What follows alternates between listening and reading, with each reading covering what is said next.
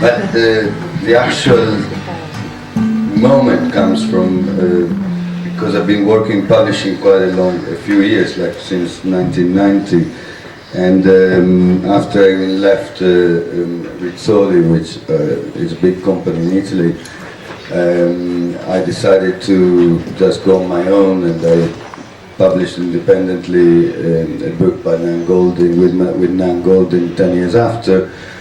And since then, which was 97, I've been walking through book fairs and art fairs with my little trolley and all the projects inside, trying to sell them to anybody. And so near 2000, I was crossing in front of the stand of Sharon Gallagher, which is the distributors of publishers in the States. And she told me, Gigi, you're always with the trolley, you should be called Trolley. So, yes, why not? And of course the trolley to me is a concept which is very close to me. You see the trolley as a symbol of consumerism, as a symbol of modern life, contemporary life. But also you got trolley with homeless people. It's a typical instrument used by homeless people, which I always feel a bit like on the verge of becoming. And so it was just a concept that would fit very well to the way I am, the way I work, and the kind of work that we wanted to push through. Indeed, the trolley was wanted also to mean to carry around a certain baggage of ideas and projects and testimonies and documentation of things that brave photographers have the guts to capture on films, and maybe that not the normal media, the normal for a physical space problem or time problem or whatever, wouldn't give enough space and enough attention to. And so basically it's our work is divided a bit between the vision of what's actually happening and is not being shown enough, or if not at all. And a bit the other side is the visions of the artist. I kept on doing a few books by artists every year, because I think that the two, it's like a pair of glasses, one eye and the other eye, and the vision of the real reality and the vision of the artist gives a full idea of what can be done with a book.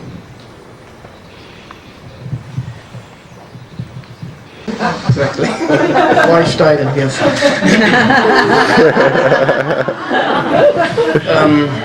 That's better to play that it is better to play with the best artists and photographers around the world than to do my own home cooking. And when you ask me to tell from A to Z what it is to work at my place, it is just really a playing of children coming together. It's not so much fun to play alone, so I try to find companions coming to me, and we have the subject on the desk or on the floor, and then we play 1 day, 2 days, 3 days, and at the end, by chance, a little book is coming out, and that's all about my work. And my interest was always to keep this the spirit of playing together and not having in mind to do something what is sellable or what makes profit. When I do a book, I'm never interested what it costs me. I don't want to know what is the price of the paper, what is the price of the printing, what is the price of the binding.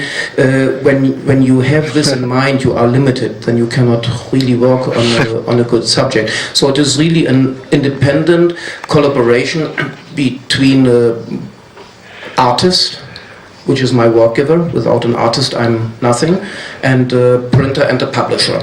And this independency, I think, makes different books than coming out by the industry, by the publishing industry, and that is what I want to release and what I want to develop to higher standards day by day. Thank you. Merci. So, for example, there was an object he called Capri Sun, which was a yellow tungsten bulb in a wooden box with a certain electrical fitting, and he has a special idea to release it, and my job was to manufacture it industrial. And this system of making multiples for artists is also my system today, making book for artists. And I see the book not so much as an object of art, and for collection, for me a book is a multiple. And a multiple, as I did it for artists 20-25 years ago, was always limited to the resources. So if it was very complicated to do, the edition was quite low, maybe 10, 15, 20 or 30. And if it was easier to do, so for example his felt suit to knit was quite simple, because you could cut to name a few that mattered to me at the time, Walker Evans' American Photographs, Robert Frank's The Americans, which was first published in your country here in France,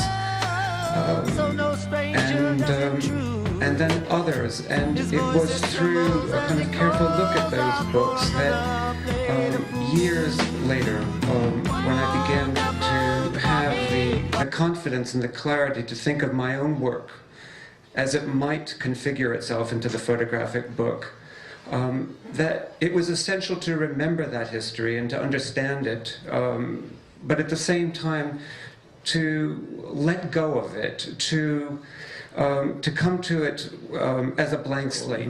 Photo or something. I like more that there is a rumor going on that somebody is working on a certain subject which could be interesting, and so you hear it through the grapevine that something is coming up, and then you make your research work. So writing a letter, what are you working on, and when will it be ready, and could we work together, and so a project starts. That's the one thing. The other thing, of course, are books which are coming up through exhibition venues and by curators who are offering them to us.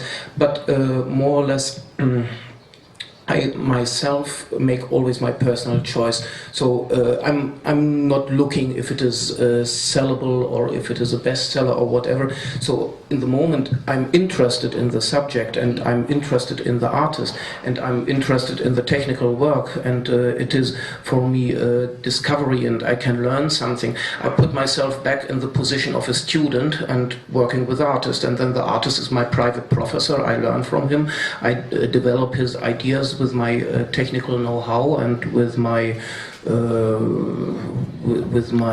knowledge and with my experience, and hopefully we come to a good result.